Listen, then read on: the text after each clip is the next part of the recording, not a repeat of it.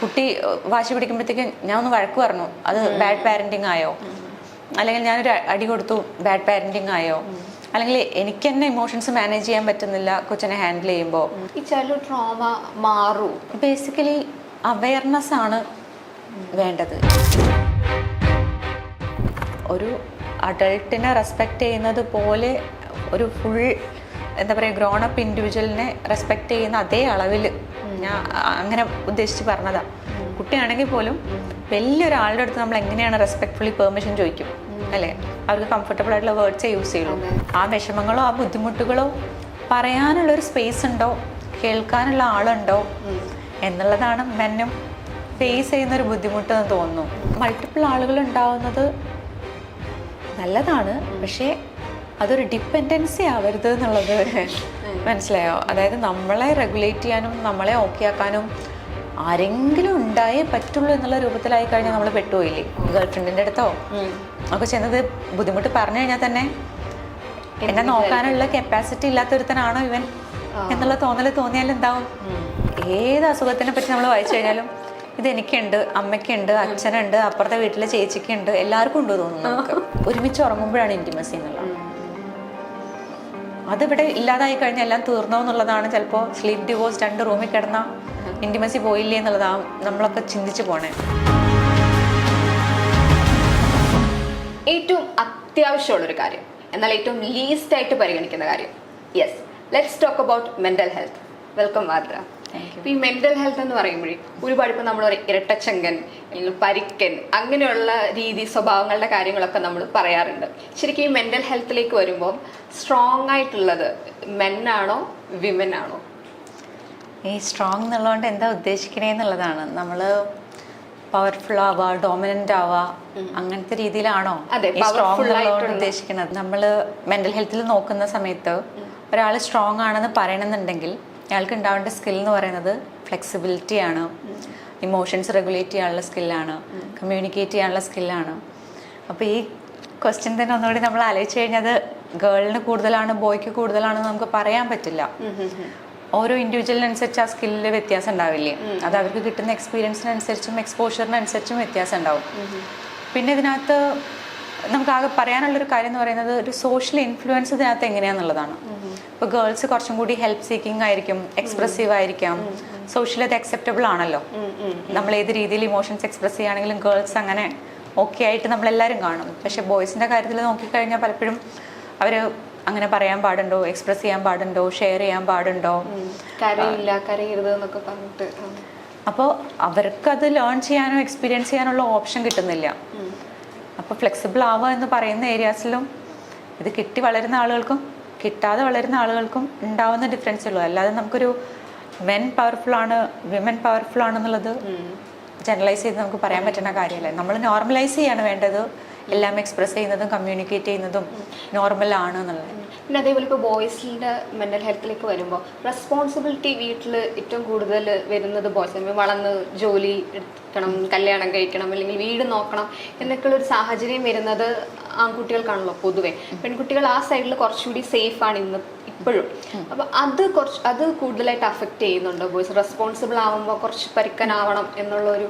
Men strong ആയിരിക്കണം, strong men don't try, ഈ പറയുന്ന സെന്റൻസസ് നമ്മളെപ്പോഴും കേൾക്കുന്ന കാര്യം തന്നെയാണ്. ഇത് വളരെ പുതുതായിട്ടുള്ളൊരു കാര്യമൊന്നും അല്ലല്ലോ. ഈ റെസ്പോൺസിബിലിറ്റി എന്ന് പറയുന്നതും മെൻ എങ്ങനെ ബിഹേവ് ചെയ്യണം എന്നുള്ളതും എല്ലാം പ്രീ ഡിഫൈൻഡ് ആയിട്ടുള്ള പോലെ തോന്നും നമുക്ക്. നമ്മളതെല്ലാം ബ്രേക്ക് ചെയ്തുകൊണ്ടിരിക്കുന്ന ഒരു ജനറേഷനാണ് ആക്ച്വലി. നമ്മുടെയൊക്കെ ജനറേഷൻ അതിൽ നിന്നെല്ലാം ഡിഫറൻസസ് വരുത്തിക്കൊണ്ടിരിക്കുന്ന ഒരു ഫേസിലൂടെയാണ് നമ്മൾ പോണത്. പക്ഷേ ഈ പറഞ്ഞതുപോലെ പഠിച്ചു കഴിഞ്ഞാൽ ഹയർ സ്റ്റഡീസിന് പോകണോ അതോ ഫാമിലിയെ സപ്പോർട്ട് ചെയ്യണോ? ഇനിയിപ്പോൾ ഒരു റിലേഷൻ ഉണ്ടെന്ന് തന്നെ വെച്ച് കഴിഞ്ഞാൽ പെട്ടെന്ന് സെറ്റിൽ ആയാലേ മാരേജ് പോസിബിൾ ആവുള്ളൂ. അങ്ങനത്തെ കുറേ സിറ്റുവേഷൻസ് അവരും ഫേസ് ചെയ്യുന്നുണ്ട്. പക്ഷേ ആ വിഷമങ്ങളോ ആ ബുദ്ധിമുട്ടുകളോ പറയാനുള്ളൊരു സ്പേസ് ഉണ്ടോ, കേൾക്കാനുള്ള ആളുണ്ടോ എന്നുള്ളതാണ് മെന്നും ഫേസ് ചെയ്യുന്നൊരു ബുദ്ധിമുട്ട് എന്ന് തോന്നുന്നു. ഗേൾസിൻ്റെ മെൻ്റൽ ഹെൽത്തിലേക്ക് വരുമ്പോൾ കൂടുതലും ഹെൽപ്പ് സീക്ക് ചെയ്യുന്നത് അവരാണ്. പക്ഷെ ഏറ്റവും കൂടുതൽ പെട്ടെന്ന് താണു പോകുന്ന ഒരവസ്ഥ ഗേൾസിന് ഉണ്ടാവുന്നുണ്ട് പൊതുവെ. അതിന് ഇപ്പോൾ ഈ പറഞ്ഞ പല റീസൺസും അതിനകത്തും ബാധകമാണ്. നമുക്ക് പല രീതിയിലുള്ള ഹോർമോണൽ ഫ്ലക്ച്വേഷൻസ് ഉണ്ടാവാം, PMSing ഉണ്ടാവാം, അങ്ങനത്തെ പല കാര്യങ്ങളും ഫീമെയിൽസിന് ഉണ്ടാവാം. ഈവൻ എക്സ്പ്രസ് ചെയ്യുന്നത് നോർമലൈസ് ചെയ്യുന്നതുകൊണ്ട് നമുക്കത് എക്സ്പ്രസ് ചെയ്യാം, കരയാം, വാശി പിടിക്കാം, സങ്കടം കാണിക്കാം, ആ ടാൻഡ്രംസ് ഒക്കെ കുറച്ചുകൂടി സോഷ്യലി അക്സെപ്റ്റബിൾ ആയിട്ടും കൂടി കുറച്ച് ഫീമെയിൽസിൻ്റെ കാര്യത്തിലുണ്ട് എന്ന് വിചാരിച്ചിട്ട് മെന്നിന് ഈ പറയുന്ന ബുദ്ധിമുട്ടുകളൊന്നും ഇല്ല എന്നുള്ളതല്ലല്ലോ. അവരും ഈക്വലി ഫേസ് ചെയ്യുന്നുണ്ട്. പക്ഷേ നമ്മൾ നോക്കുമ്പോൾ മെൻ കൂടുതൽ അഗ്രസീവായിട്ടോ ദേഷ്യമായിട്ടോ ഇമോഷൻസിനെ സപ്രസ് ചെയ്തിട്ടോ അവർക്കും ഹെൽപ്പ് വേണം, വേണ്ടെന്നല്ല. പക്ഷെ അവർക്ക് ഹെൽപ്പ് സീക്ക് ചെയ്യുന്നതോ ഹെൽപ്പ് ചോദിക്കുന്നതോ വീക്ക്നെസ്സിന്റെ സിമ്പിളായിട്ട് നമ്മളെല്ലാവരും പണ്ട് പറഞ്ഞു വെച്ചത് കൊണ്ട് അവർക്ക് ചോദിക്കാൻ വയ്യ, എക്സ്പ്രസ് ചെയ്യാൻ വയ്യ. അപ്പം ഗേൾ ഫ്രണ്ടിന്റെ അടുത്തോ ഒക്കെ ചെന്നത് ബുദ്ധിമുട്ട് പറഞ്ഞു കഴിഞ്ഞാൽ തന്നെ എന്നെ നോക്കാനുള്ള കപ്പാസിറ്റി ഇല്ലാത്തൊരുത്തനാണോ ഇവൻ എന്നുള്ള തോന്നിയാൽ എന്താവും അല്ലേ?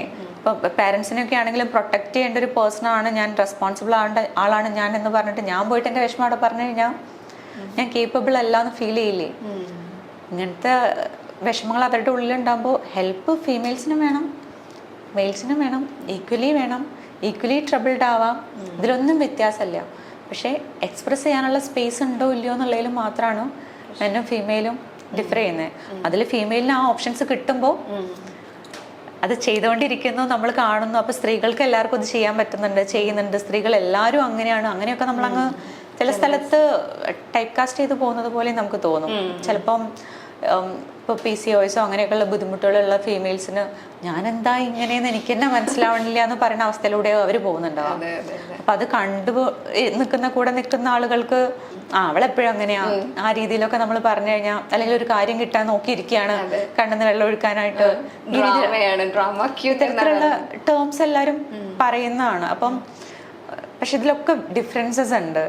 അതായത് ബുദ്ധിമുട്ട് ആക്ച്വൽ ഇന്റേണൽ കെമിസ്ട്രിയിലുള്ള വ്യത്യാസം കാരണം ഒരാൾ ഇമോഷണലി വൾണറബിളായി പോകുന്നതാണോ, അതിന് അയാളുടെ എക്സ്പീരിയൻസസ് കാരണം സ്ട്രെസ് ഹാൻഡിൽ ചെയ്യാൻ പറ്റാത്തത് കൊണ്ട് അയാൾ അങ്ങനെയായി പോകുന്നതാണോ, പേഴ്സണാലിറ്റി ടൈപ്പിൻ്റെ രീതി കൊണ്ടാണോ, അങ്ങനെ പല ഫാക്ടേഴ്സ് ഉണ്ട് ഒരാൾ അങ്ങനെ ഇമോഷൻസ് എക്സ്പ്രസ് ചെയ്യണമെന്നുണ്ടെങ്കിൽ. ഒറ്റ കാര്യമുള്ളൂ, ഒരാൾ ഇമോഷൻസ് എക്സ്പ്രസ് ചെയ്യുന്നുണ്ടെങ്കിൽ നമുക്കത് ലോജിക്കലി അത്രത്തോളം ഉണ്ടെന്നൊന്നും ഫീൽ ചെയ്യേണ്ട നിർബന്ധമല്ലേ. പക്ഷേ അവർക്കത് അത്രയും ഫീൽ ചെയ്യുന്നുണ്ട്, അതുകൊണ്ട് അവരങ്ങനെ എക്സ്പ്രസ് ചെയ്യുന്നേ ഉള്ളൂ.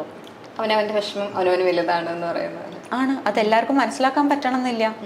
അറ്റ്ലീസ്റ്റ് നമുക്കത് മനസ്സിലാവണില്ലെങ്കിൽ ഇൻവാലിഡേറ്റ് ചെയ്യാതിരിക്കുക, ജസ്റ്റ് ലിസൺ ചെയ്താലും മതി. ചൈൽഡ്ഹുഡ് ട്രോമാസ്, അതായത് ആ സമയത്ത് ഉണ്ടാകുന്ന ട്രോമ ചിലപ്പം ഹീൽ ചെയ്യാതെ വർഷങ്ങളോളം ഉണ്ടാവും. അത് ശരിക്കും ഇങ്ങനെ മെൻ്റൽ ഹെൽത്തിനെ അത്രത്തോളം അഫക്റ്റ് ചെയ്യുന്നുണ്ട്. ഹീൽ ചെയ്യാതെ വരുമ്പോഴത്തേക്കിനും അവരെടുക്കുന്ന തീരുമാനങ്ങൾ, ഇപ്പോൾ ദൈനംദിന ജീവിതം, ഇതൊക്കെ ബാധകമാകുമല്ലോ. ഇപ്പോൾ ഒരു ജോലിയിലേക്ക് പ്രവേശിക്കുമ്പോൾ അല്ലെങ്കിൽ മറ്റൊരു റിലേഷൻഷിപ്പിലേക്ക് പ്രവേശിക്കുമ്പോഴൊക്കെ ഈ ഒരു ചൈൽഡ്ഹുഡ് ട്രോമ അതെങ്ങനെയാണ് അതിൻ്റെ അകത്തുനിന്ന്? അതെന്താ ഈ ട്രോമ എന്നുള്ളത് നമുക്ക് എല്ലാവർക്കും മനസ്സിലാവുന്ന രീതിയിൽ ഒന്നും കൂടി മനസ്സിലാക്കിയിട്ട് പോവാം. ഇപ്പോൾ ട്രോമ എന്ന് പറയുമ്പോൾ ഒരു എന്താ പറയുക, നമ്മൾ വൾണറബിൾ ആയിട്ടുള്ള അല്ലെങ്കിൽ നമ്മൾ ഹെൽപ്ലെസ് ആയിട്ടുള്ള, നമുക്ക് കൺട്രോൾ ഇല്ലാത്തൊരു എക്സ്പീരിയൻസ് ഉണ്ടാകുന്ന ഒരു ഇവൻ്റാന്ന് വിചാരിക്കും. ആ ഇവൻറ്റിൽ നമുക്കുണ്ടാവുന്നൊരു ഇമോഷണൽ എക്സ്പീരിയൻസ് ആണ് അല്ലെങ്കിൽ ഇമോഷണൽ പെയിൻ ആണ് ഈ ട്രോമ എന്നുള്ള ടേമിൽ നമ്മൾ പറയുന്നത്. അപ്പോൾ ഈ എക്സ്പീരിയൻസസ് ഉണ്ടാവുന്ന സമയത്ത് നമ്മൾ കുറേ മീനിങ്സ് അതിന് കൊടുക്കുന്നുണ്ട്. ആ ഇവൻറ്റിന്, ആ എക്സ്പീരിയൻസിന്, അതിൽ ഇൻവോൾവ് ആവുന്ന ആളുകൾക്ക് ജനറലൈസ് ചെയ്ത് നമ്മൾ ചില മീനിങ്സ് കൊടുക്കുന്നുണ്ട്. ലൈക്ക് നമ്മളുടെ ചില ബിലീഫ് സിസ്റ്റംസ് ഫോം ചെയ്യാം. എക്സാമ്പിൾ പറഞ്ഞാൽ, എന്നെ ആർക്കും ഇഷ്ടാവില്ല, ഞാൻ എപ്പോൾ എന്ത് ചെയ്തു കഴിഞ്ഞാലും ഇങ്ങനെ സംഭവിക്കുള്ളൂ, മനസ്സിലാവുണ്ടോ? അല്ലെങ്കിൽ എന്നെ ആർക്കും അക്സെപ്റ്റ് ചെയ്യാൻ പറ്റില്ലായിരിക്കും, എന്നെ ആരും ഇൻക്ലൂഡ് ചെയ്യില്ലായിരിക്കും, ഞാൻ കേപ്പബിൾ അല്ല എന്നുള്ളതാവും, എൻ്റെ അടുത്ത് ഇവർക്കാർക്കും ഇഷ്ടമില്ല എന്നുള്ളതാവാം. ആ രീതിയിൽ നമ്മൾ നമ്മളുടെ എക്സ്പീരിയൻസസിനനുസരിച്ച് പല ബിലീഫ്സ് ഫോം ചെയ്യാം. വേറൊരു എക്സാമ്പിൾ പറഞ്ഞു കഴിഞ്ഞാൽ, അവർക്ക് ഇഷ്ടമുള്ള പോലെ ഞാൻ പെരുമാറിയാലേ അവർക്ക് എന്നോട് ഇഷ്ടം തോന്നുള്ളൂ, അല്ലെങ്കിൽ ഇവരൊക്കെ എൻ്റെ ലൈഫിൽ നിന്ന് പോയി പോവും. അങ്ങനത്തെ അതെ, ഇങ്ങനത്തെ ആ പീപ്പിൾ പ്ലേസിംഗ് എന്ന് പറയുന്നത് നമ്മളൊരു ട്രേറ്റ് ആയിട്ടല്ലേ പറയാം. അത് ഫോം ചെയ്യണത് ഇങ്ങനത്തെ പല പല എക്സ്പീരിയൻസസിൽ നിന്നാണ് മുന്നേ ഉള്ളത്. അപ്പോൾ ഈ ട്രോമ എന്ന് പറയുന്നത് എഫക്റ്റ് ചെയ്യുന്നത് നിങ്ങളിൽ ഇങ്ങനത്തെ പല രീതിയിലുള്ള ബിലീഫ് സിസ്റ്റംസ് ഉണ്ടാക്കുക, പെയിൻഫുൾ ആയിട്ടുള്ള മെമ്മറീസ് ഉണ്ടാക്കുക, അങ്ങനെയുള്ള കാര്യങ്ങളിലാണ്. അപ്പോൾ ഇതിനൊക്കെ ഒരു ബയോളജിക്കൽ ഇഫക്ട്സ് ഉണ്ട്. മൈൻഡും ബോഡിയും സെപ്പറേറ്റ് അല്ല. ബോഡിയിൽ എഫക്റ്റ് ചെയ്യുന്നത് മൈൻഡിലും എഫക്റ്റഡ് ആവും, മൈൻഡിൽ എഫക്റ്റഡ് ആവുന്നത് ബോഡിയിലും എഫക്റ്റഡ് ആവും. മൈൻഡ് ബോഡി കണക്ഷൻ അത്രയും സ്ട്രോങ് ആണ്.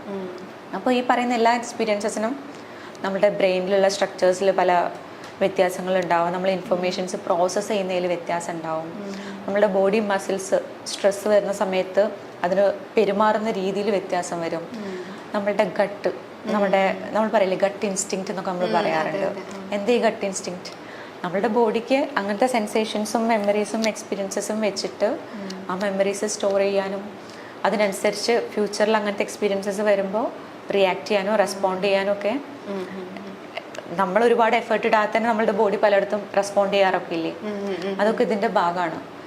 ബോഡി ഇതിനെല്ലാം കൗണ്ട് കീപ്പ് ചെയ്യുമെന്നാണ് പറയണത്. സ്റ്റഡീസ് തന്നെ പറയുന്നത് അങ്ങനെയാണ്.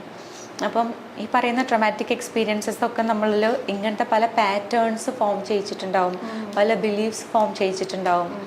ഇതും കൊണ്ട് നമ്മൾ വളർന്നു പോകുമ്പോൾ ഈ പാറ്റേൺസ് തന്നെ എല്ലായിടത്തും റിപ്പീറ്റ് ചെയ്യില്ലേ, റിലേഷൻഷിപ്പിൽ, ഫ്രണ്ട്ഷിപ്സിൽ, ജോലി സ്ഥലങ്ങളിൽ. എന്നെ ആർക്കും ഇഷ്ടാവില്ല, ഞാൻ എല്ലാവരും പ്ലീസ് ചെയ്തേ പറ്റുള്ളൂ എന്ന് വിചാരിച്ചു കഴിഞ്ഞാൽ നമ്മൾ എക്സോസ്റ്റഡ് ആയിക്കൊണ്ടിരിക്കുകയല്ലേ. ഈ ചൈൽഡ്ഹുഡ് ട്രോമ മാറും, അത് എന്താണെങ്കിൽ മാറാൻ വേണ്ടിയിട്ട് എന്തെങ്കിലും ചെയ്യാൻ പറ്റും? ബേസിക്കലി അവയർനെസ് ആണ് വേണ്ടത്. ഈ പാറ്റേൺ എന്ത് പാറ്റേൺ ആണ് എനിക്കുള്ളത്, എന്ത് ബിലീഫ്സ് ആണ് ഞാൻ ഫോം ചെയ്തിട്ടുള്ളത്, അല്ലെങ്കിൽ അങ്ങനത്തെ എക്സ്പീരിയൻസസോ സ്ട്രെസ്സോ വരുന്ന സമയത്ത് ഇപ്പോഴും ഞാൻ അന്നത്തെ പോലെയാണ് പെരുമാറുന്നത് ആണെങ്കിൽ അതെങ്ങനെയാണ്, എൻ്റെ ബോഡി എങ്ങനെയാണ് റെസ്പോണ്ട് ചെയ്യണേ, എൻ്റെ പെർമിഷൻ ഇല്ലാതെ എൻ്റെ ബോഡി ചിലയിടത്ത് ആക്ട് ചെയ്യുന്നുണ്ടോ, ഇതെല്ലാം നമ്മൾ വാച്ച് ചെയ്ത് അവയർനെസ് കൊണ്ടുവന്ന് ആ പാറ്റേൺസിനെ ഐഡൻറ്റിഫൈ ചെയ്ത്, തോട്ട്സിനെ ഐഡൻറ്റിഫൈ ചെയ്ത്, ബിലീഫ്സിനെ ഐഡൻറ്റിഫൈ ചെയ്ത് അത് നമുക്ക് റീസ്ട്രക്ചർ ചെയ്യാൻ പറ്റും. അവയർനെസ് ആണ് ഫസ്റ്റ് സ്റ്റെപ്പ്. അതിന് നമ്മൾ ഉള്ളിലേക്ക് നോക്കി തുടങ്ങുക എന്നുള്ളതാണ്. 100% ക്യൂറബിൾ ആണ്. ക്യൂറബിൾ ആണെന്ന് പറഞ്ഞു കഴിഞ്ഞാൽ ഇപ്പം പലരും ക്ലയൻസ് സെഷനിൽ വരുമ്പോൾ ചോദിക്കില്ലേ എത്ര സെഷനിൽ പരിപാടി തീർന്നു കിട്ടും എന്നുള്ളത്. അപ്പോൾ ഇതേ കാര്യം ഇപ്പോൾ 100% ക്യൂറബിൾ ആണോ എന്ന് ചോദിച്ചു കഴിഞ്ഞാൽ അപ്പുറത്തുള്ള ആൾ എത്രത്തോളം അയാളെ ബുദ്ധിമുട്ടുകളിലും അയാളുടെ തോട്ട്സിലും ഇമോഷൻസിലും ഫീലിങ്സിലും എക്സ്പീരിയൻസസിലും വർക്ക് ചെയ്യണമെന്ന് എത്രത്തോളം ആഗ്രഹിച്ച് മോട്ടിവേറ്റഡ് ആണ്, അയാൾ എത്രത്തോളം എഫേർട്ട് ഇടുന്നു എന്നുള്ളതിനനുസരിച്ച് വ്യത്യാസം വരുത്താം. ഈ ക്യൂർ ചെയ്യാന്ന് പറയുന്നതിന് ഒരിക്കലും ഫുള്ളി ഹാപ്പി ആയിട്ടിരിക്കുക ലൈഫ് ലോങ്, പിന്നെ ഒരിക്കലും ഒരു പ്രശ്നം ഉണ്ടാവാതിരിക്കുക, അങ്ങനെ നിങ്ങൾ ചിന്തിക്കരുത്. അങ്ങനെയാണ് ചിന്തിക്കുന്നത് വെച്ച് കഴിഞ്ഞാൽ അതിപ്പോൾ ഇത്രയും ട്രോമയൊന്നും ഇല്ലാത്ത ഒരാളാണെങ്കിൽ പോലും ലൈഫിൽ അത് പോസിബിൾ അല്ലല്ലോ. നമുക്ക് പല രീതിയിലുള്ള ഇമോഷണൽ ഫ്ലക്ച്വേഷൻസ് ഒരു ദിവസത്തിൽ തന്നെ ഉണ്ടാവും അല്ലേ. നമ്മുടെ എനർജി ലെവൽസ് മാറും, നമ്മുടെ മൂഡ് മാറും. അപ്പോൾ ക്യൂർ ചെയ്യാന്നുള്ളത് 100% ഹാപ്പിനെസ് ലൈഫ് ലോങ് എന്നുള്ളതല്ല മനസ്സിലാക്കേണ്ടത്. നിങ്ങളുടെ ഇമോഷൻസിനെ മനസ്സിലാക്കാൻ നിങ്ങൾ കുറച്ചും കൂടി പഠിച്ചിട്ടുണ്ടാവും, സിറ്റുവേഷൻസിൽ റെസ്പോണ്ട് ചെയ്യാൻ നിങ്ങൾ കുറച്ചുകൂടെ പഠിച്ചിട്ടുണ്ടാവും, ആ ഹാൻഡിലിങ് ബെറ്ററായി മാറും. മുന്നേ നിങ്ങളൊരു വിഷമം വന്നു കഴിഞ്ഞാൽ ദിവസങ്ങളോളം അതും പറഞ്ഞിരിക്കുകയാണെങ്കിൽ ചിലപ്പോൾ നിങ്ങൾക്ക് അതിന് കുറച്ചും കൂടി പെട്ടെന്ന് മൂവ് ഓൺ ചെയ്യാൻ പറ്റും.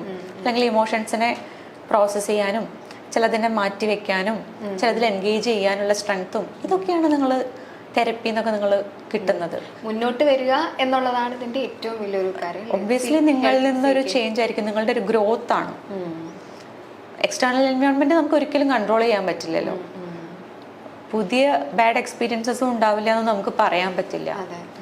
പക്ഷേ എന്തൊക്കെ ട്രോമ നമുക്ക് ഉണ്ടെങ്കിലും ആ ട്രോമയൊക്കെ ഉള്ള ഒരാളാണെങ്കിൽ പോലും നമ്മൾ റെസ്പോൺസിബിൾ ആയിരിക്കണം. ഇന്നിനി അത് കാരണം ഒരു ബുദ്ധിമുട്ടുണ്ടാവാതെ അതിൽ ചേഞ്ചസ് വരുത്താൻ. അന്ന് അതുള്ളത് കൊണ്ട് ഞാനിനി കാലാകാലം അങ്ങനെയാവും എന്ന് പറഞ്ഞിരിക്കാൻ ഒരാൾക്ക് വേണമെങ്കിൽ, അല്ലെങ്കിൽ ഓക്കെ അതൊക്കെ ഉണ്ടായി, ഇപ്പം എനിക്ക് എന്ത് ചെയ്യാൻ പറ്റും, എനിക്കെങ്ങനെ ഇമ്പ്രൂവ് ആവാൻ പറ്റും, അതെന്നെ എഫക്റ്റ് ചെയ്യാത്ത രൂപത്തിൽ എനിക്ക് എങ്ങനെ ബെറ്റർ ആയിട്ട് കൊണ്ടു നടക്കാൻ പറ്റും. ആ റെസ്പോൺസിബിലിറ്റി നമ്മളെല്ലാവരും നമ്മുടെ കാര്യത്തിൽ എടുത്തു കഴിഞ്ഞാൽ തന്നെ നമ്മുടെ എല്ലാ റിലേഷൻസും നമ്മുടെ ലൈഫും കുറച്ചുകൂടെ ഒന്ന് ബെറ്റർ ആവും. അപ്പോൾ പേരൻറ്റിങ് സ്റ്റൈല് ഇതുമായിട്ട് എത്രത്തോളം അഫക്റ്റ് ചെയ്യുന്നുണ്ട്? പാരൻറ്റിങ് സ്റ്റൈല് എഫക്റ്റ് ചെയ്യും ഇല്ല എന്നൊന്നും പറയാൻ പറ്റില്ല. പക്ഷെ ഒരു കാര്യമുണ്ട്, ഇപ്പം നമ്മളെല്ലാവരും കുറേ കാലമായിട്ട് ഇപ്പം റീൽസ് എടുത്ത് നോക്കിയാൽ എല്ലായിടത്തും നമ്മൾ പാരൻറ്റിങ് എന്ന് പറഞ്ഞിട്ട് കുറേ റീൽസ്, ആ ടൈപ്പ് പാരൻറ്റിങ്, ഈ ടൈപ്പ്, ഞാനിപ്പോൾ എന്ത് പാരൻറ്റിങ് ആണോ ചെയ്യണത്, എൻ്റെ കുറേ കൺഫ്യൂഷൻസിലാണ് നമ്മൾ കാണുന്ന മെജോറിറ്റി ക്ലയൻസും. കുട്ടി വാശി പിടിക്കുമ്പോഴത്തേക്കും ഞാൻ ഒന്ന് വഴക്ക് പറഞ്ഞു, അത് ബാഡ് പാരൻറ്റിങ് ആയോ, അല്ലെങ്കിൽ ഞാനൊരു അടി കൊടുത്തു, ബാഡ് പാരൻറ്റിങ് ആയോ, അല്ലെങ്കിൽ എനിക്ക് തന്നെ ഇമോഷൻസ് മാനേജ് ചെയ്യാൻ പറ്റുന്നില്ല കൊച്ചിനെ ഹാൻഡിൽ ചെയ്യുമ്പോൾ, ഇപ്പോൾ വേണ്ടില്ലായിരുന്നു എന്ന് തോന്നുന്നുണ്ട്. ഇങ്ങനെ പല രീതിയിലുള്ള കൺഫ്യൂഷൻസും ബുദ്ധിമുട്ടുള്ള തോട്ട്സും പാറ്റേൺസും അവർ ഡെയിലി ലൈഫിൽ ഫേസ് ചെയ്തുകൊണ്ടിരിക്കുകയാണ്. അപ്പോൾ ഈ പാരൻറ്റിങ്ങിനെ പറ്റി ഒരു കാര്യം ഞാൻ പറഞ്ഞിട്ട് പോകാൻ വിചാരിക്കും, ഒരു പെർഫെക്റ്റ് പാരൻറ്റിങ് ഉണ്ടെന്ന് നിങ്ങൾ ആരും വിചാരിക്കരുത്. മനസ്സിലാണ്ടോ? ചെയ്യുന്ന എല്ലാ ആക്റ്റുകളും കറക്റ്റ് മാത്രമായിട്ട് ചെയ്തു പോകുന്ന ഒരു പാരൻറ്റിങ് സ്റ്റൈല് ഒരു ട്രോമ ആയിരിക്കില്ലേ കുട്ടികൾക്ക്? അങ്ങനെ ഒരു സാധനം ഇല്ല, ഒരു പെർഫെക്റ്റ് പാരൻറ്റിങ് ഇല്ല. ചിലപ്പോൾ നമ്മൾ എന്താ പറയുക, കുറച്ച് ഹെൽത്തിയർ പാരൻറ്റിങ് എന്നൊക്കെയുള്ള രീതിയിൽ വേണം ഇതിനെ കാണാൻ. അല്ലാതെ എനിക്ക് ഓരോരുത്തരുടെ പേഴ്സ്പെക്റ്റീവാണ് കേട്ടോ. അല്ലാതെ നിങ്ങൾ പാരൻറ്റിങ്ങിന് ഇങ്ങനെ എന്നെ ലേബിളിട്ടിട്ട് വിളിച്ച് എൻ്റെത് ഈ ടൈപ്പാണ്, മറ്റയാളുടെ ഈ ടൈപ്പാണ്, എനിക്ക് ആ ടൈപ്പാണ് ആവേണ്ടത്, അതൊന്നും പ്രാക്ടിക്കലി അങ്ങനെ പോസിബിൾ ആയിട്ടുള്ള കാര്യമില്ല. ഇപ്പം നമ്മൾ ജെൻറ്റൽ പാരൻറ്റിങ്, പോസിറ്റീവ് പാരൻറ്റിങ്, അങ്ങനെ പല പല ടേംസ് ഉണ്ട്. ഈ ടേംസ് ഒന്നും കേട്ടിട്ട് പേടിക്കേണ്ട ആവശ്യമില്ല. ബേസിക്കലി ഒരു കുട്ടിക്ക് ഒരു ട്രോമ ഇല്ലാത്ത രൂപത്തിൽ കുട്ടീനെ വളർത്തിയെടുക്കണം എന്ന് നിങ്ങൾക്ക് ആഗ്രഹം ഉണ്ടെങ്കിൽ ടൈം കണ്ടെത്തുക.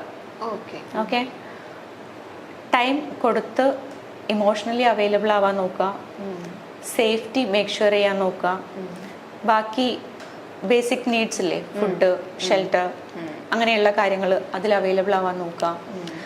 അവർക്ക് കുറേ ക്വസ്റ്റ്യൻസ് ഉണ്ടാവും, കുറേ നീഡ്സ് ഉണ്ടാവും ഇനീഷ്യൽ ഇയേഴ്സിൽ. ഒരു 5-6 ഇയേഴ്സ് വരെ ഒക്കെ അവർക്ക് ഉണ്ടാവും. എസ്പെഷ്യലി ഒരു 4 വയസ്സ് വരെ എല്ലാത്തിനും ആരെങ്കിലും ഒരാൾ വേണമെന്നുള്ള അവസ്ഥയാവും. ആ സമയത്ത് കുട്ടീനെ അബാൻഡൻ ചെയ്തു പോകുന്നത് പോലത്തെ ഒരു എക്സ്പീരിയൻസ് കുട്ടിക്ക് ഉണ്ടാക്കാതിരിക്കുക. എവിടേക്ക് പോകണം, ആരെടുത്ത് പോകണം, ഹെൽപ്പ് സീക്ക് ചെയ്യണമെങ്കിൽ എവിടെ പോകണം. ഈ ഹെൽപ്പ് എന്ന് പറയുന്നത് ചിലപ്പോൾ യൂറിൻ പാസ് ചെയ്യാനായിരിക്കാം. കുട്ടിക്ക് ഹാൻഡിൽ ചെയ്യാൻ അറിയില്ലല്ലോ. ഡിസ്കംഫർട്ട് മാത്രമേ കുട്ടിക്ക് ആ പ്രായത്തിലൊക്കെ മനസ്സിലാക്കാൻ പറ്റണുള്ളൂ. കുട്ടികൾ മീനിങ് കൊടുത്ത് തുടങ്ങുന്ന സമയത്തും കുട്ടികളിപ്പോൾ പാരൻസ് ഭയങ്കര ബിസിയാന്ന് വിചാരിക്കും, ജോബ് റിലേറ്റഡ് വാട്ടെവർ. അവരെ പേഴ്സ്പെക്റ്റീവിൽ സപ്പോർട്ട് ചെയ്യാൻ വേണ്ടിയിട്ടാണ് ഈ ജോലി ചെയ്യുന്നത്. പക്ഷെ കുട്ടീൻ്റെ പെർസ്പെക്റ്റീവിൽ കുട്ടിക്ക് വിചാരിച്ചൂടെ എന്നെക്കാൾ ഇമ്പോർട്ടൻ്റ് അതാണ്, അതൊക്കെ കഴിഞ്ഞിട്ടേ ഞാനുള്ളൂ, അല്ലെങ്കിൽ ഞാനൊരു കാര്യം പറയാൻ പോകുമ്പോഴത്തേക്കും അത് നോക്കാം, പിന്നെ നോക്കാം, നീ ഇപ്പോൾ പോയി ചെയ്യ്, അല്ലെങ്കിൽ നീ ഇപ്പോൾ പഠിക്കുക എന്ന് പറഞ്ഞിട്ട് ചിലപ്പോൾ നമ്മളുടെ തിരക്ക് കാരണം മിസ് ചെയ്ത് പോവാം. പക്ഷേ അവിടെ തൊട്ട് കുട്ടി ബിലീവ്സ് ഫോം ചെയ്ത് തുടങ്ങുകയാണ്. മനസ്സിലുണ്ടോ? ട്രോമ എന്ന് പറയുന്നത് ഒരു ഇവൻറ്റോ നമ്മൾ ബ്രൂട്ടലി ഉപദ്രവിക്കുന്നതൊന്നുമല്ല. ചിലപ്പോൾ ഈ ഇൻവാലിഡേഷൻസ്, ഈ നെഗ്ലക്റ്റ് ചെയ്യുന്ന ഇമോഷണൽ നെഗ്ലക്റ്റ് എന്നൊക്കെ നമ്മൾ പറയില്ലേ, ഇതൊക്കെ തന്നെയാണ് ട്രോമാറ്റിക് എക്സ്പീരിയൻസസ്. അല്ലാതൊരു നമ്മൾ മോശം രീതിയിൽ അവരുടെ അടുത്ത് ബിഹേവ് ചെയ്ത് ഷൗട്ട് ചെയ്ത് അടിച്ച് ഇങ്ങനെയൊന്നും അല്ല ട്രോമ ഉണ്ടാവുന്നത്. ചിലപ്പോൾ അവൈലബിലിറ്റി കൊടുക്കാത്തത് കാരണം ആ കുട്ടിക്ക് ഇമോഷണലി അവൈലബിൾ അല്ലാത്തതാണ്, ഇമോഷണൽ നെഗ്ലക്റ്റ് ഒക്കെയാണ്. അപ്പോൾ അത് അവർക്ക് നോർമലായിട്ടൊക്കെ തോന്നാം. പാർട്ട്നേഴ്സിൻ്റെ കേസിലും റിലേഷൻഷിപ്സിലും ഫ്രണ്ട്ഷിപ്സിലും ഒക്കെ ഞാൻ പറഞ്ഞിട്ടും കാര്യമൊന്നുമില്ല, എന്നാരും അങ്ങനെ ലിസൺ ചെയ്തോളണമെന്നില്ല, അല്ലെങ്കിൽ ഞാൻ പറയണതൊന്നും അത്ര റെലവൻ്റ് അല്ല. ഇപ്പോൾ നമ്മൾ കുട്ടികളൊക്കെ തമാശയ്ക്ക് അങ്ങനെയൊക്കെ ചെറിയ ചെറിയ കമൻസ് ഇല്ലേ, ആക്ച്വലി അതിൻ്റെ ഒന്നും മീനിങ് അത്രത്തോളം തമാശയാണെന്നുള്ളത് മനസ്സിലാക്കാനുള്ള ഇന്റലക്ച്വൽ കപ്പാസിറ്റി അവർക്ക് ആ പ്രായത്തിലാവാത്തത് കൊണ്ടാണ് അവർ അത്രയും എഫക്റ്റഡ് ആവുന്നത്. അല്ലാതെ നമ്മൾ ഇന്റൻഷനലി അവരെ വിഷമിപ്പിക്കാനോ ബുദ്ധിമുട്ടിക്കാനോ ചെയ്യണതല്ലോ. അപ്പോൾ നമ്മൾ എന്തെങ്കിലുമൊക്കെ പറഞ്ഞു പോവാം അല്ലേ എന്ന്, അതാ ഞാൻ പറയാം, പെർഫെക്റ്റ് ആയിട്ട് ചെയ്യാൻ പറ്റില്ല. പക്ഷേ എല്ലാത്തിനെ പറ്റി സംസാരിക്കാൻ പിന്നെയും ടൈം കണ്ടെത്തണം. ഇപ്പോൾ പാരന്റിങ് ചെയ്യുന്ന സമയത്ത് നമുക്ക് ഡിസിപ്ലിൻ ചെയ്യണതിൻ്റെ ഭാഗമായിട്ട് ചിലപ്പം അവർക്ക് ഇഷ്ടമുള്ള കാര്യങ്ങളെല്ലാം ചെയ്തു കൊടുക്കാൻ പറ്റണമെന്നില്ല. പറ്റുന്നില്ലെങ്കിൽ എന്തുകൊണ്ട് പറ്റുന്നില്ല എന്ന് എപ്പോഴെങ്കിലും ആയിട്ട് അവരുടെ അടുത്ത് അത് എങ്ങനെ കമ്മ്യൂണിക്കേറ്റ് ചെയ്യാം എന്നുള്ള ആ ഒരു സ്കില്ലേ നിങ്ങൾ ബിൽഡ് ചെയ്യേണ്ട ആവശ്യമുള്ളൂ. ശരിക്കും കുട്ടികളെ നമ്മൾ റെസ്പെക്ട് ചെയ്യണം അല്ലേ? ഒരു അഡൾട്ടിനെ റെസ്പെക്ട് ചെയ്യുന്നത് പോലെ ഒരു ഫുൾ എന്താ പറയുക ഗ്രോൺ അപ്പ് ഇൻഡിവിജ്വലിനെ റെസ്പെക്ട് ചെയ്യുന്ന അതേ അളവിൽ ഞാൻ അങ്ങനെ ഉദ്ദേശിച്ച് പറഞ്ഞതാ. കുട്ടിയാണെങ്കിൽ പോലും വലിയൊരാളുടെ അടുത്ത് നമ്മൾ എങ്ങനെയാണ് റെസ്പെക്ട്ഫുള്ളി പെർമിഷൻ ചോദിക്കും അല്ലേ? അവർക്ക് കംഫർട്ടബിൾ ആയിട്ടുള്ള വേർഡ്സേ യൂസ് ചെയ്യുള്ളൂ, അവരുടെ ഇമോഷൻസ് കൺസിഡർ ചെയ്യും. കാരണം നമുക്ക് അവിടെ കോൺസിക്വൻസസ് പേടിയുണ്ട്, അപ്പുറത്താളെ എൻ്റെ അടുത്ത് എങ്ങനെ പെരുമാറുന്നുള്ളത്. അതേ രീതിയിൽ റെസ്പെക്ട്ഫുള്ളി നിങ്ങൾ കുട്ടികളെ ഹാൻഡിൽ ചെയ്ത് നോക്കൂ. ഇപ്പം നമ്മൾ ഒരാളടുത്ത് പറഞ്ഞു പോയി അയാൾക്ക് മോശമായെന്ന് തോന്നിക്കഴിഞ്ഞാൽ നമ്മൾ പിന്നെ അതെങ്ങനെയെങ്കിലും ഒരു സോറി പറഞ്ഞ് നമ്മളത് ന്യൂട്രലാക്കി കൊണ്ടുപോകാനൊക്കെ നോക്കില്ലേ? അതേപോലെ തന്നെ കുട്ടികളുടെ അടുത്ത് നമ്മൾ അതേ ഈക്വൽ എഫേർട്ട് ഇടണം. അല്ലാതെ അവർ കുട്ടികളെല്ലാവർക്കും ഇപ്പം അതൊന്നും ഇതുണ്ടാവില്ല, എല്ലാവരും ഇങ്ങനെയൊക്കെ തന്നെയല്ലേ പിന്നെ പറഞ്ഞ് മനസ്സിലാക്കാം അങ്ങനെ വിചാരിക്കരുത്. ചിലപ്പോൾ നിങ്ങളുടെ അടുത്ത് അവർ പിന്നെ അത് പറയാൻ വരികയില്ല, ലൈഫിലേ വരണമെന്നില്ല. അങ്ങനെയൊക്കെയാണ് ഈ ചൈൽഡ്ഹുഡ് എക്സ്പീരിയൻസസ് ട്രോമാറ്റിക് ആയിട്ട് മാറുന്നത്. പിന്നെ വളരെ പെയിൻഫുൾ ആയിട്ടുള്ള ഇപ്പോഴും ബ്രൂട്ടലായിട്ടൊക്കെ ഡിസിപ്ലിൻ ചെയ്യുന്നതും പാരന്റിങ് ഒക്കെ ഉണ്ട്. അത് പിന്നെ നമ്മൾ പറയേണ്ട ആവശ്യമില്ലല്ലോ.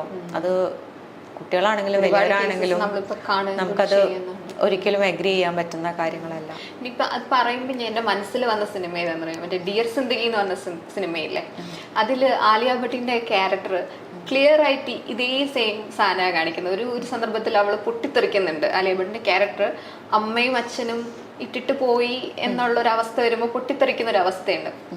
ഈ സെയിം സാധനം തന്നെയാണ്, അതായത് ചൈൽഡ്ഹുഡ് ട്രോമ എങ്ങനെയാണ് എന്ന് കാണിക്കുന്ന ഒരു സിനിമ കൂടിയാണത്. എനിക്കത് അത് കണ്ട് ഇപ്പൊ പറഞ്ഞപ്പോൾ ആ ഒരു എക്സ്പീരിയൻസ് പെട്ടെന്ന് ഓർമ്മ വന്നത്. ആ പടം പറയുമ്പോൾ അതിനകത്ത് ആ കുട്ടിക്ക് ഫേസ് ചെയ്യേണ്ടി വരുന്ന ഒരു അബ്യൂസിന്റെ ഒരു ഹിസ്റ്ററി ഒക്കെ പറയുന്നുണ്ട്. അതൊക്കെ നമ്മൾ എപ്പോഴും കെയർഫുൾ ആവേണ്ട കാര്യങ്ങളാണ്. എപ്പോഴും ഇങ്ങനത്തെ അബ്യൂസ് കുട്ടികൾക്ക് ഉണ്ടാവുന്നത് സ്ട്രേഞ്ചേഴ്സ് എന്നല്ല അധികവും, വെരി ക്ലോസ്, നമ്മളൊട്ടും പ്രെഡിക്റ്റ് ചെയ്യാത്ത, നമുക്കങ്ങനെ ഇമാജിൻ ചെയ്യാൻ പോലും പറ്റാത്ത അത്രയും ക്ലോസ് ആയിട്ടുള്ള ആളുകളുടെ ഭാഗത്തു നിന്നാണ് ഉണ്ടാവുന്നത്. ആൻഡ് പലപ്പോഴും ഇതെങ്ങനെ ഹാൻഡിൽ ചെയ്യണമെന്ന് അവർക്കും അറിയുന്നുണ്ടാവില്ല, എന്താ സംഭവിക്കുന്നതെന്ന് പോലും അവർക്ക് അറിയണമെന്നില്ല, ഇത് ആരോട് പറയണമെന്ന് അറിയില്ല, പറഞ്ഞാൽ അവരെങ്ങനെ എടുക്കുമെന്ന് അറിയില്ല. ചിലപ്പോൾ പലപ്പോഴും നമ്മൾ കാണുന്നത് അധികം എന്താ പറയുക, majority help seeking population females ആയതുകൊണ്ടാട്ടോ ചില സമയത്ത് നമ്മൾ സംസാരിക്കുമ്പോൾ കൂടുതലും ഫീമെയിൽ പേഴ്സ്പെക്റ്റീവിൽ സംസാരിക്കേണ്ടി വരുന്നത്. മെൻ ഇല്ല എന്നുള്ളതല്ല, പക്ഷെ നമ്മളൊരു പോപ്പുലേഷൻ നമ്മൾ കാണുന്ന ക്രൗഡിനെ എടുത്ത് നോക്കിക്കഴിഞ്ഞാൽ ഒരു 80% വേണമെങ്കിൽ നമുക്ക് പറയേണ്ടി വരും ഫീമെയിൽസ് ആണ് റെഗുലറായിട്ട് സെഷൻസ് എടുക്കുന്നത്, അതിനകത്ത് ഫോളോ അപ്സ് ചെയ്യുന്നത്, എഫേർട്സ് ഇട്ടിട്ട് കൺസിസ്റ്റൻ്റ് ആയിട്ട് നിൽക്കുന്നത് എന്നുള്ളത്. അത് ഈ മെയിൽ ഈഗോ ഒക്കെ കാണായിരിക്കും ഇങ്ങനെ വരാതിരിക്കാനുള്ള. നമ്മൾ നേരത്തെ പറഞ്ഞ സോഷ്യൽ കണ്ടീഷനിങ് ഒക്കെ അതിൻ്റെ ഭാഗമാണ്. ഞാനിപ്പോൾ പറഞ്ഞു വന്നത് എന്താണെന്ന് വെച്ചാൽ, അപ്പോൾ ഫീമെയിൽസിന് നമ്മൾ കാണുമ്പോൾ അവർക്ക് ഉണ്ടാകുന്ന എക്സ്പീരിയൻസസ് ഇങ്ങനെയൊക്കെ ഉണ്ടാകുമ്പോൾ, ഫിസിക്കൽ അബ്യൂസൊക്കെ ഉണ്ടാകുമ്പോൾ ചിലപ്പോൾ മോസ്റ്റ്ലി അവർ അമ്മയുടെ അടുത്തൊക്കെ പോയി പറയാൻ എപ്പോഴെങ്കിലും എങ്ങനെ അപ്രോച്ച് ചെയ്യേണ്ടതെന്ന് അറിയണ്ടാവില്ല, എന്നാലും ഫീമെയിൽസ് പോയി ട്രൈ ചെയ്യാറുണ്ട്. പക്ഷേ അഗെയിൻ അമ്മമാരാണെങ്കിലും പലപ്പോഴും അതിനെ നമുക്ക് അഡ്രസ്സ് ചെയ്യേണ്ട എന്നുള്ള രൂപത്തിലോ, ഇനി അത് ഉണ്ടാവാതെ നോക്കാം എന്നുള്ള രൂപത്തിലോ, ഇപ്പം റിയാക്ട് ചെയ്യേണ്ട എന്നുള്ള, ആരുടെ പറയേണ്ട എന്നുള്ള രൂപത്തിലൊക്കെ ഷട്ട് ഡൗൺ ചെയ്യാറുണ്ട്. അപ്പം അങ്ങനെ ചെയ്യുന്ന സമയത്ത് ആ കുട്ടിക്ക് അതിനെപ്പറ്റി എങ്ങനെ ഫീൽ ചെയ്യണോ എന്നുള്ളതും കൂടി നമ്മൾ സംസാരിക്കണം, അല്ലെങ്കിൽ എന്തുകൊണ്ട് അങ്ങനെ ചെയ്യേണ്ടി വരുന്നു എന്നുള്ളതും കൂടി കുട്ടിയുടെ അടുത്ത് പറയണം. അല്ലാതെ അത് ഇനി പുറത്താരടുത്തും പറയേണ്ട പ്രശ്നമാക്കണ്ടെന്ന് മാത്രം പറഞ്ഞു വിട്ടാൽ ആ കുട്ടിക്ക് തോന്നാം എനിക്ക് എന്ത് പറ്റിയാലും എൻ്റെ പേരൻസിനൊന്നുമില്ല, എനിക്ക് വേണ്ടി ഒരു സ്റ്റാൻഡും എടുക്കില്ല എന്നൊക്കെ ആ പ്രായത്തിൽ തോന്നാം. അപ്പം ചിലപ്പോൾ ആക്ച്വലി പറഞ്ഞ പോലെ റിയാക്ട് ചെയ്ത് വലിയ സീനൊന്നും ഉണ്ടാക്കാൻ പറ്റുന്ന, നമ്മൾ സിനിമയിലല്ലല്ലോ, നമ്മൾ റിയാലിറ്റിയിലല്ലേ ജീവിക്കുന്നത്, അത് പറ്റിക്കൊള്ളണം എന്നില്ല. അപ്പോൾ അറ്റ്ലീസ്റ്റ് ആ കുട്ടിയുടെ അടുത്ത് സംസാരിക്കണം, എന്തുകൊണ്ടാണ് ചെയ്യാത്തത്, പകരം എന്തൊക്കെ ചെയ്യാൻ പറ്റും, എന്ത് ചെയ്താൽ ആ കുട്ടി കംഫർട്ടബിൾ ആവും, ഇതിനെപ്പറ്റി റെഗുലർ ആയിട്ടുള്ള ഒരു ഫോളോ അപ്പും കോൺവെർസേഷനുള്ള സ്പേസ് ആ കുട്ടിക്ക് കൊടുക്കണം. അല്ലാതെ അതോടുകൂടി ഇനി സംസാരിച്ചത് ഇനി എവിടെയും സംസാരിക്കരുതെന്ന് പറഞ്ഞാൽ ഷട്ട് ഡൗൺ ചെയ്യരുതെന്ന് മാത്രം. എനിക്ക് ആ ഒരു സിനിമയുടെ കാര്യം പറഞ്ഞപ്പോൾ ആ സിനിമയിൽ നിന്ന് ഒരു ചോദ്യം കൂടെയുണ്ട്. അതായത് അതിൻ്റെ അകത്ത് ഷാറുഖ് ഖാനും ആലിയ ഭട്ടും തമ്മിലുള്ള ഒരു കോൺവെർസേഷൻ്റെ അകത്ത് എല്ലാ ഫീലിങ്സും അല്ലെങ്കിൽ എല്ലാ ഇമോഷണൽ കാര്യങ്ങൾക്കും ഡിപ്പെൻഡ് ചെയ്യേണ്ട ഒരാളെ തന്നെ ആശ്രയിക്കേണ്ട, പലരെയും നമുക്കതിൽ ആശ്രയിക്കാം, അത് കറക്റ്റാണോ, അല്ലെങ്കിൽ അങ്ങനെ അത് ഒരു ഹെൽത്തി വേ ആണോ? അങ്ങനെ ഞാനിപ്പം ചോദിക്കുകയാണെന്നുണ്ടെങ്കിൽ, നമ്മളൊരു ഫൈനാൻഷ്യൽ അഡ്വൈസ് വേണമെന്നുണ്ടെങ്കിൽ ചിലപ്പോൾ ഒരു ഫ്രണ്ടിനെ ആയിരിക്കും വിളിക്കുക, ഒരു ഇമോഷണൽ നീഡ് ഉണ്ടെങ്കിൽ ചിലപ്പോൾ ഒരാളെ ആയിരിക്കും വിളിക്കുക, എന്നാൽ വെരി പേഴ്സണൽ കാര്യങ്ങൾ പറയാൻ ചിലപ്പോൾ ഒരാളുടെ അടുത്തായിരിക്കാം, ചിലപ്പോൾ അമ്മയാവാം, ഒരു ഫ്രണ്ടാവാം, വേറൊരു ഫ്രണ്ടാവാം, അല്ലേ? നമ്മൾ തന്നെ ആക്ച്വലി റിയൽ ലൈഫിൽ ചെയ്തുകൊണ്ടിരിക്കുന്നില്ലേ. ചിലപ്പോൾ ഇതെല്ലാം അറിയാവുന്ന ഒരു ഫ്രണ്ടും നമുക്ക് ഉണ്ടാവില്ല എന്നല്ല, ചിലപ്പോൾ അയാൾ 24 മണിക്കൂറും നമുക്ക് എല്ലാ സമയങ്ങളിലും അവൈലബിൾ ആവണമെന്ന് നിർബന്ധമുണ്ടോ? ഇല്ല. പക്ഷേ ഇങ്ങനത്തെ ഓപ്ഷൻസ് ഉണ്ടാകുമ്പോൾ നമുക്ക് കുറച്ചും കൂടി നമ്മളെ ഒന്ന് കംഫർട്ട് ചെയ്യാനും നമ്മളെ ഒന്ന് റെഗുലേറ്റ് ചെയ്യാനും കുറച്ചുകൂടി ഈസിയർ ആയിരിക്കും. എന്നാൽ എല്ലാ ആളുകളുടെയും ലൈഫിൽ അങ്ങനെ ഒരുപാട് പേരില്ല, മനസ്സിലായോ? അങ്ങനത്തെ ആളുകൾ ഇല്ല എന്ന് പറയുമ്പോൾ അത് ആക്ച്വലി അവരുടെ ഒരു സ്ട്രഗിൾ തന്നെയാണ്. എല്ലാവരുടെ അടുത്തും പറയാൻ പറ്റില്ല, പറയാൻ പറ്റുന്ന ആളുടെ അടുത്ത് എല്ലാം പറയാൻ പറ്റുന്നില്ല എന്ന് പറയുന്നതാണ് അവരുടെ സ്ട്രഗിള്. ചിലപ്പോൾ ആൾ അവൈലബിൾ ആയിരിക്കണം എന്നില്ല. അപ്പോൾ മൾട്ടിപ്പിൾ ആളുകൾ ഉണ്ടാവുന്നത് നല്ലതാണ്, പക്ഷേ അതൊരു ഡിപ്പെൻഡൻസി ആവരുത് എന്നുള്ളത് മനസ്സിലായോ? അതായത് നമ്മളെ റെഗുലേറ്റ് ചെയ്യാനും നമ്മളെ ഓക്കെ ആക്കാനും ആരെങ്കിലും ഉണ്ടായേ പറ്റുള്ളൂ എന്നുള്ള രൂപത്തിലായി കഴിഞ്ഞാൽ നമ്മൾ പെട്ടുപോയില്ലേ. സെൽഫ് റെഗുലേഷൻ നമ്മൾ എന്തായാലും പഠിക്കണം, പക്ഷെ ആ സെൽഫ് റെഗുലേഷനിലേക്ക് എത്തുന്നത് വരെ നമുക്ക് ഹെൽപ്പ് എടുക്കാം അവരുടെയൊക്കെ, മനസ്സിലായോ? അല്ലാതെ നമ്മളെ ഹാപ്പിനെസിന്റെ റെഗുലേഷൻ്റെയും കീ മറ്റുള്ള ആളുകളുടെ കയ്യിൽ കൊടുത്തിട്ട് അവരാ കീയും കൊണ്ട് ഏതൊക്കെയോ വഴിക്ക് പോയി, എന്നിട്ട് നമ്മൾ ഓക്കെ അല്ലാതെ നേരത്തെ കീ എവിടെ എന്ന് തിരഞ്ഞു നടക്കുന്ന പോലെയാവും. കീ നമ്മുടെ കയ്യിലിരിക്കണം. അത് ആ ലെവലിലേക്ക് എത്തുന്നത് വരെ നമുക്ക് സപ്പോർട്ട്സ് എടുക്കാം. പക്ഷെ ഇവരൊക്കെ എന്നും കൂടെ ഉണ്ടാവില്ലേ അങ്ങനെ സപ്പോർട്ട് എടുത്തു കഴിഞ്ഞാലും. ഇപ്പം അതേപോലെ ഇപ്പം സ്ലീപ്പ് ഡിവോഴ്സ് ഇന്ത്യയിൽ വളരെയധികം കൂടിക്കൊണ്ടിരിക്കുകയാണ്. ഇപ്പം ഈ റിലേഷൻ ബേസ് തന്നെ പറയുകയാണെന്നുണ്ടെങ്കിൽ ഭാര്യയും ഭർത്താവും ഇപ്പം ജോലിയുടെ സ്വഭാവം മാറുന്നു, സാഹചര്യങ്ങൾ മാറുന്നു, അങ്ങനെ പല സാഹചര്യങ്ങളുണ്ട്. അത് ശരിക്കും റിലേഷനെ പോസിറ്റീവായിട്ടാണോ നെഗറ്റീവായിട്ടാണോ അഫക്റ്റ് ചെയ്യുക? സ്ലീപ്പ് ഡിവോഴ്സ് എന്ന് പറയുന്നത് കംപ്ലീറ്റ്ലി ഒരു മോശം കാര്യമാണെന്നൊന്നും പറയാൻ പറ്റില്ല. കാരണം നമ്മളുടെ ഇപ്പോൾ ഈ പറഞ്ഞ പോലെ ജോബിൻ്റെ നേച്ചർ മാറുന്നുണ്ട്. ഈവൻ സ്ലീപ്പിൻ്റെ കംഫർട്ട്, സ്ലീപ്പ് നമ്മളെപ്പോഴും നമ്മുടെ മൂഡിനെയും നമ്മുടെ എനർജീനെയും ഒക്കെ ബാധിക്കുന്ന ഒരു സാധനം. അപ്പോൾ കറക്റ്റായിട്ട് പ്രോപ്പർ ക്വാളിറ്റി ഉള്ള സ്ലീപ്പ് കിട്ടിക്കഴിഞ്ഞാൽ തന്നെ നമ്മളുടെ മൂഡും ഹെൽത്തും ഒക്കെ കുറച്ച് ബെറ്റർ ആയിട്ടിരിക്കും. അപ്പോൾ രണ്ട് പാർട്ട്നേഴ്സിൽ ഇപ്പോൾ ഒരാൾ നേരത്തെ എഴുന്നേറ്റ് വർക്കിന് പോകുന്ന ആളാവാം, മറ്റേ ആൾ ഡിഫറെൻറ്റ് ടൈം സോണിൽ ഉറങ്ങുന്ന ആളാവാം. കുട്ടികളുടെ കാര്യം വരുമ്പോൾ ഡിഫറെൻറ്റ് രീതിയിൽ അഡാപ്റ്റ് ചെയ്യേണ്ടി വന്നേക്കാം. ഇനി സ്നോറിങ് ഉണ്ടാവാം. ഇങ്ങനെയൊക്കെയുള്ള പല പല ഡിഫറൻസസ് കപ്പിൾസിൻ്റെ ഇടയിൽ ഉണ്ടാവാം. അപ്പോൾ ഈ സ്ലീപ്പ് ഡിവോഴ്സ് ചെയ്യുന്ന സമയത്ത് ഇൻറ്റിമസി എന്ന് പറയുന്ന ഒരു സാധനം അതിൻ്റെ ഇടയിൽ മിസ്സാവാൻ പാടില്ല. മോസ്റ്റ്ലി നമ്മളെല്ലാവരും മനസ്സിലാക്കി വെക്കുന്നത് ഒരുമിച്ച് ഉറങ്ങുമ്പോഴാണ് ഇൻറ്റിമസി എന്നുള്ളത്. അതിവിടെ ഇല്ലാതായി കഴിഞ്ഞാൽ എല്ലാം തീർന്നോ എന്നുള്ളതാണ് ചിലപ്പോൾ സ്ലീപ്പ് ഡിവോഴ്സ് 2 റൂമിൽ കിടന്ന ഇൻറ്റിമസി പോയില്ലേ എന്നുള്ളതാണ് നമ്മളൊക്കെ ചിന്തിച്ച് പോണേ. പക്ഷെ നമ്മൾ ക്വാളിറ്റി ടൈം എന്ന് പറയുന്നതും ഇൻറ്റിമസി എന്ന് പറയുന്നതും നോൺ സെക്ഷൽ ആയിട്ടുള്ള ടച്ച് ആണെങ്കിലും ഇതൊക്കെ നമ്മൾ സമയം കണ്ടെത്തി മെയിൻറ്റെയിൻ ചെയ്ത് പോവേണ്ട ഒരു കാര്യമാണ്. റിലേഷൻഷിപ്പ് സസ്റ്റെയിൻ ചെയ്ത് പോകാനും ഹെൽത്തി ആയിട്ടിരിക്കാനും. അതിന് 2 റൂമിൽ കിടന്നു എന്ന് വിചാരിച്ചിട്ട് പ്രശ്നമൊന്നുമില്ല. പക്ഷേ അല്ലാത്ത സമയത്താണെങ്കിലും ഒരുമിച്ചിരുന്ന ക്വാളിറ്റി ടൈമും ഇൻറ്റിമസിയും ഒക്കെ ബിൽഡ് ചെയ്യാനുള്ള എഫേർട്ട് ഇടണം. അതിടാതെ 2 റൂമിലും കൂടി കിടന്നു കഴിഞ്ഞാൽ ഫ്ലാറ്റ്മേറ്റ്സിനെ പോലെ ആയി പോവും. പിന്നെ ആ ഇൻറ്റിമസി എന്ന് പറഞ്ഞ സാധനമേ കുറഞ്ഞു കുറഞ്ഞു വരും. മനസ്സിലായി? അപ്പോൾ നമ്മൾ പാർട്ട്നേഴ്സ് ആയിട്ടിരിക്കുമ്പോഴും ഫ്ലാറ്റ്മേറ്റ്സ് ആയിട്ട് ഇരിക്കുമ്പോഴുള്ള ഡിഫറൻസസ് നിങ്ങൾക്ക് ആലോചിച്ച് കഴിഞ്ഞാൽ മനസ്സിലാവില്ലേ? ആ രീതി പോകണ്ടെന്നുണ്ടെങ്കിൽ ഇന്റലിജൻസിക്ക് വേണ്ടിയിട്ട് എഫേർട്ട് ഇട്ടോളണം. അത്രയേ ഉള്ളൂ. അതൊരു പ്രശ്നം പിടിച്ച കാര്യമൊന്നുമല്ല. പിന്നെ ഈ ജെൻസി, ഇപ്പൊ ജെൻസിയുടെ ഒരു കാലഘട്ടമാണ്. അവരാണല്ലോ ഇപ്പം യുവാക്കൾ എന്ന രീതിയിൽ നിൽക്കുന്നത്. ഈ ജെൻസിയിലേക്ക് വരുമ്പോൾ ഒരു മെന്റൽ ഹെൽത്തിന് ഒരുപാട് പ്രാധാന്യം കൊടുക്കുന്നത്, അത് ഒരുപാട് പ്രാധാന്യം കൊടുക്കുന്നുണ്ട്. അനാവശ്യമായി പ്രാധാന്യം കൊടുക്കുന്നുണ്ടോ ജെൻസി? അതായത് ഇപ്പൊ ലേറ്റസ്റ്റ് ആയിട്ടൊരു റിപ്പോർട്ട് വന്നു, ജെൻസിയിൽ ചിന്താശേഷി കുറയുന്നു എന്നുള്ള രീതിയിൽ വരെ റിപ്പോർട്ടുകൾ വരുന്നുണ്ട്. കാര്യം അവര് പീസ് ഒരുപാട് ആഗ്രഹിക്കുന്നവരാണ്. വർക്ക് ചെയ്യാൻ ഒരുപാട് ഹാർഡ് വർക്ക് അവർക്ക് പറ്റില്ല, സ്മാർട്ട് വർക്ക് ഒക്കെയാണ്. അങ്ങനെ ഒരു രീതിയിലേക്കാണ് ജെൻസി പോകുന്നത്. അപ്പം ഈ ജെൻസിയും മെന്റൽ ഹെൽത്തും അവരുടെ ആ ഒരു റിലേഷൻ, ഇപ്പൊ പറഞ്ഞതിൽ ഒരു കാര്യം എനിക്കൊരു കോൺട്രഡിക്റ്റിംഗ് ഒപ്പീനിയൻ ആണല്ലോ കേട്ടോ. ഈ ഹാർഡ് വർക്ക് തന്നെ ചെയ്യണം എന്നുള്ളൊരു നിർബന്ധമുള്ള കൂട്ടത്തിലല്ല ഞാൻ. സ്മാർട്ട് വർക്ക് മതിയല്ലോ, എന്തിനാ നമ്മൾ കഷ്ടപ്പെട്ട് പണിയെടുക്കേണ്ട ആവശ്യം? പക്ഷെ അതിനുള്ള ഓപ്ഷൻസ് കൂടിയപ്പോൾ നമ്മുടെ ഇന്റലക്ച്വൽ കപ്പാസിറ്റീസ് നമ്മളടക്കം ഇന്നിപ്പോൾ യൂസ് ചെയ്യാത്ത ദിവസങ്ങളുണ്ടോ? നമ്മുടെയൊക്കെ ഭാഗമായി കഴിഞ്ഞു. ഒരു മെസ്സേജ് അയക്കുമ്പോൾ പോലും നമ്മളത് കുത്തും കോമി ശരിയല്ലേ എന്ന് അറിയാൻ ഒന്നും കൂടിയിട്ട് റിഫൈൻ ചെയ്ത് ഇനിയും പൊളൈറ്റ് ആക്കിയിട്ട് പറയാൻ പറ്റുമോ? അത്രയും നമ്മുടെ ഡെയിലി ലൈഫിന്റെ ഭാഗമായി നമ്മൾ ഇപ്പൊ ഭാഗമാക്കിക്കൊണ്ടിരിക്കുകയാണെങ്കിൽ അവര് ജനിച്ചു വീഴുന്നതേ ഈ ഒരു ഇതാണ് അവരുടെ ഫസ്റ്റ് ഹാൻഡ് എക്സ്പോഷർ കിട്ടിയിട്ടുള്ളത്. അതിന് അവരെ കുറ്റം പറഞ്ഞിട്ട് കാര്യമില്ല. മനസ്സിലാവുണ്ടോ? അവർക്ക് സ്റ്റിമുലേഷൻസ് കൂടുതൽ വേണ്ടി വരാം. ഡോപ്പമൈൻ സൈക്കിൾ അവരുടെ വ്യത്യാസം ഉണ്ടാവാം, അവരുടെ എനർജി ലെവൽസിൽ വ്യത്യാസം വരാം. അപ്പം അവരെ നമ്മൾ ഹാൻഡിൽ ചെയ്യേണ്ട ആവശ്യമൊന്നുമില്ല. അവരുടെ കൂടെ ഗ്രോ ചെയ്യാൻ വേണ്ടിയിട്ട് ആക്ച്വലി നമ്മൾ പഠിക്കേണ്ടിയിരിക്കുന്നു എന്നാണ്. മനസ്സിലാവുണ്ടോ? അവരുടെയും കൂടി രീതികളും കൾച്ചറും ഇൻട്രസ്റ്റിനും ഒക്കെ അനുസരിച്ച് നമ്മളെല്ലാവരും മൊത്തത്തിലൊന്ന് അഡാപ്റ്റ് ചെയ്ത് വരണം. ഇപ്പോൾ ഈ ടീച്ചിങ് ഏരിയാസിലൊക്കെ എടുത്തു നോക്കിയാൽ കുട്ടികൾ എന്ത് ഫീൽ ചെയ്യുന്നു, അവരെന്ത് കാണുന്നു, എന്ത് ചെയ്യുന്നു എന്ന് അറിയാത്ത രീതിയിലുള്ള ടീച്ചേഴ്സാണ് കുട്ടികളെ ഹാൻഡിൽ ചെയ്യുന്നത്. +2 വരെയുള്ള കുട്ടികളെ നമ്മൾ നോക്കിക്കഴിഞ്ഞു കഴിഞ്ഞാൽ അവർക്ക് കിട്ടുന്ന എക്സ്പോഷറിൻ്റെ അത്ര പോലും കിട്ടാത്ത ആളുകളാണ് അവരെ ഹാൻഡിൽ ചെയ്യുന്നത്. ചേഞ്ചസ് അപ്പോൾ പല ഏരിയയിൽ തുടങ്ങണം. നമ്മൾ അവിടെ ഇരുന്നിട്ട് ജെൻസിയാണ് അവരങ്ങനെ ചെയ്യണം ഇങ്ങനെ ചെയ്യണമെന്ന് പറഞ്ഞിട്ട് അവര് ഭയങ്കര ബ്രില്യൻ്റ് ആയിട്ടുള്ള, ജെൻസിക്ക് അറിയാത്തതൊന്നുമില്ല, ഭയങ്കര ബ്രില്യൻ്റ് ആയിട്ടുള്ള ഒരുപാട് പിള്ളേരുള്ള, ഐ മീൻ അവരുടേതായിട്ടുള്ള സ്കില്ലും ഏരിയയും.